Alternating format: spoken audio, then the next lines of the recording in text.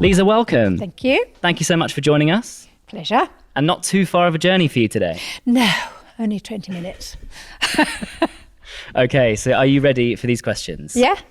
So the first one, stage presence. Yeah.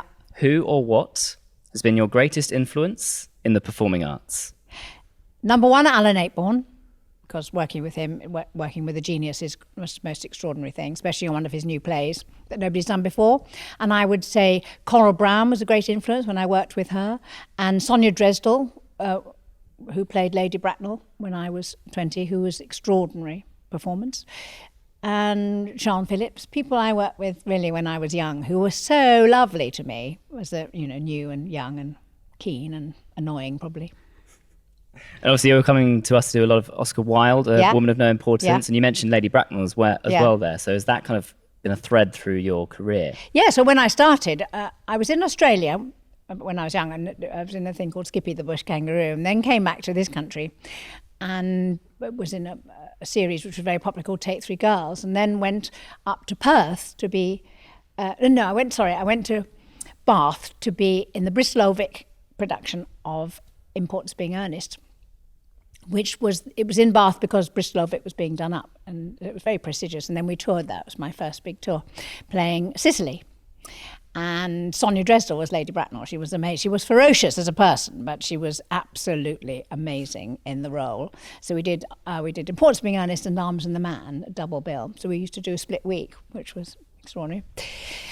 And then 30 years later, I played Lady Bracknell for Bill Kenwright, which was thrilling because, again, I had this memory. And then also Lady Windermere's fan. I was in about 1972 for the BBC, a very famous director called Rudolph Cartier, who was a very famous film director. And in those days you had 4 weeks rehearsal, 10 days in the studio. It was all very relaxed. And Coral Brown played Mrs. Erlyn, and she was amazing. Coral Brown. And Sian Phillips played my mother, and all sorts of marvellous people in it. Had a lovely time doing that. And then 30 years later again, I played Mrs. Erlyn, and I had Coral Brown as a role model for playing that part.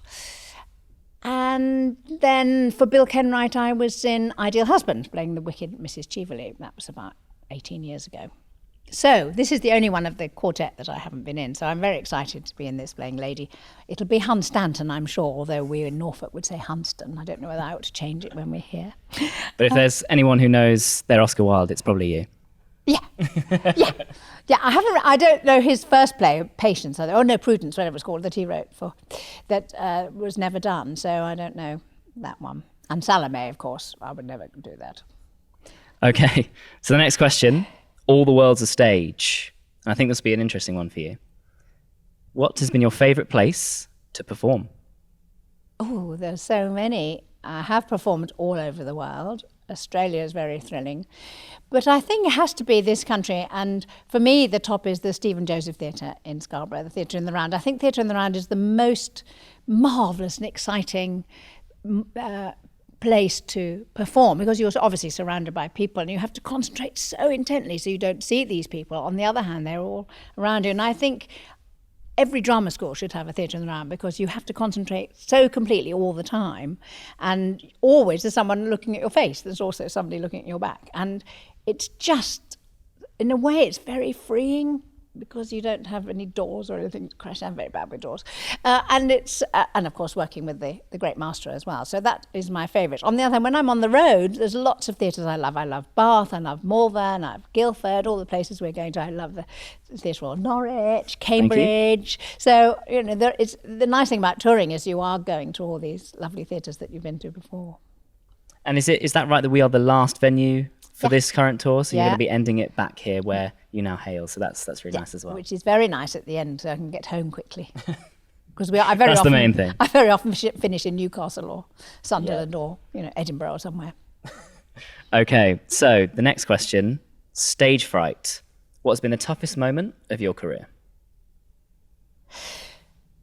It's very hard to say. Stage fright is an odd thing. We're all nervous before a first night, and then I don't know why, because after all, they're all friendly out there. They all want you to succeed, but it's like going in front of the lions in the Colosseum.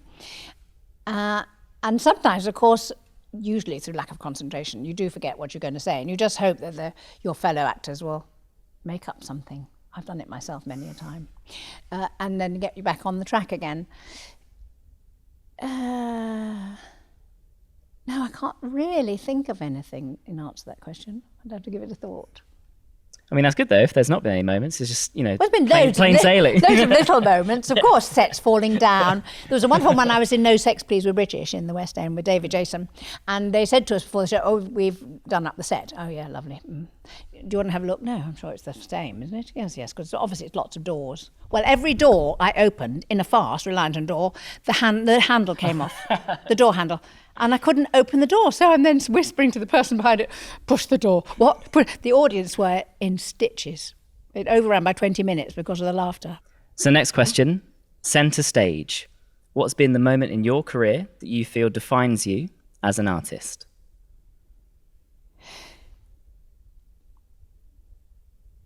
I would say one or two of the Ayckbourns. There was one particularly called If I Were You that was such an extraordinary part to play. It was about a couple, and just before the interval, they change characters, but he becomes her and she becomes him, but only on the inside. So for the first half, I played this downtrodden woman.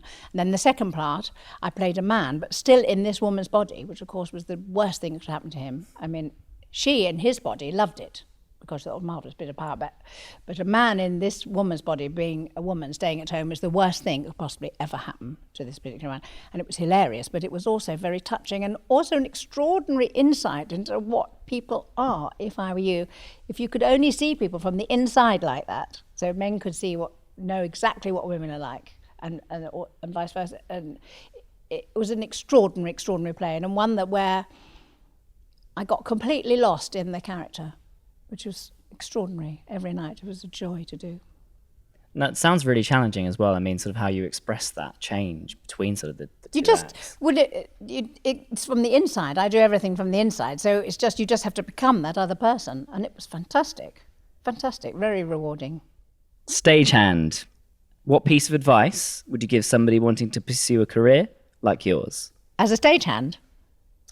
That's the not as a stagehand. I worked with lots of marvellous stagehands. In fact, a girlfriend of mine, we were on tour in I shall have to think we were on tour Candida, and we were in Scotland, and we were in the middle of nowhere in Glenafric having tea, and this man came out, and she played Proserpine. And he said, "Oh, hello, who are you?" And we said, "Oh, theatre. What are you? Stagehands?" No, we're actresses, actually. Anyway, so since then, we've always been known as the stagehands. So anyone wanting to go in this business, you've got to really want to do it, because it's very unlikely you'll make any money, particularly these days. All the young people I work with have 2 jobs. They're always doing something. And somebody said the other day, "Well, what job do you do?" And I went, "Actress." And they said, no, when you're not acting. I said, well, you didn't have that in my day, because of course there were reps everywhere. So if you weren't doing a telly, you could then go and do a play in rep or a season, so it wasn't the same. You could always then learn your craft. And also the way to do it is to do it as much as you can. And I think if you're young, join a young people's group. For example, I'm a patron of a group in Soham called Viva, and it's a community group for, well, it started off being 8 to 18, and now it's 8 to 82. And the young people in there are so fantastic. And of course, they learn how to perform, and and it's marvellous for their confidence, even if they don't want to go in the profession. So I'd advise them all to, if they really want to do it, then start doing it. Go and join a local group of some kind. Go and see as much as you can. And but I say you've really, really got to do it. It's got to be a vocation. It can't be, I think I'll just be an actor, then I'll be famous and rich. No, you won't. You might, but very few are. Got to live and breathe it. Yeah. So the final question, the next stage, what does the future hold for Liza Goddard? Well, I'm terribly old now, so I really don't know. So I'm doing this play, Woman of No Importance, and then doing pantomime in Cambridge with the marvellous Matt Crosby and Wayne Sleep playing Ugly Sisters. I'm being fairy godmother, Cinderella, obviously. Theatre Royal fans obviously know him well. Yes, he's divine. He was in last year's at Cambridge, and we had such fun he is such fun to work with.